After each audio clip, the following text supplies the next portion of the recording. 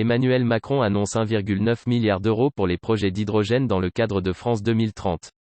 1,9 milliard d'euros seront consacrés au développement de la filière hydrogène dans le cadre du plan d'investissement France 2030 de 30 milliards, a annoncé Emmanuel Macron ce mardi lors d'un déplacement à Béziers, Hérault. Emmanuel Macron a annoncé mardi à Béziers, Hérault, que 1,9 milliard d'euros seront consacrés au développement de la filière hydrogène dans le cadre du plan d'investissement France 2030 de 30 milliards. Le développement de l'hydrogène est une bataille pour l'industrie, pour l'écologie et pour la souveraineté, a déclaré le chef de l'État en visitant l'entreprise Janvia qui développe des électrolyseurs haute température permettant de produire de l'hydrogène à partir de la molécule d'eau, H20. Cette entreprise, créée par le Commissariat à l'énergie atomique, CEA, et le groupe Schlumberger, premier fournisseur mondial de technologies pour l'industrie de l'énergie, va fabriquer de l'hydrogène neutre en carbone à partir d'un modèle d'électrolyseur développé par le CEA.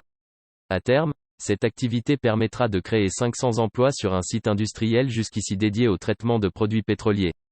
L'industrie lourde en use, et abuse. Pour raffiner le pétrole, extraire de l'ammoniac, produire du ciment. Dans la liste de courses des industriels, l'hydrogène est presque partout. Raison de plus pour faire de la France un leader dans ce domaine ? C'est en tout cas l'ambition affichée par Emmanuel Macron, ce mardi, en visite de la coentreprise Janvia à Béziers, Hérault. Tout juste une semaine après avoir annoncé la construction de nouveaux réacteurs nucléaires, le chef de l'État se rendait sur le site de l'usine Cameron, propriété du groupe Schlumberger qui prend part à la coentreprise Janvia, pour vanter les mérites de l'hydrogène vert. Maître mot de l'opération, pédagogie. Car s'il est un domaine porteur d'inquiétude en ce moment, c'est bien celui de l'énergie.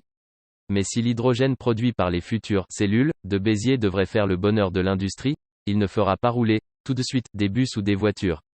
Pas question, non plus, d'alimenter le réseau électrique du pays.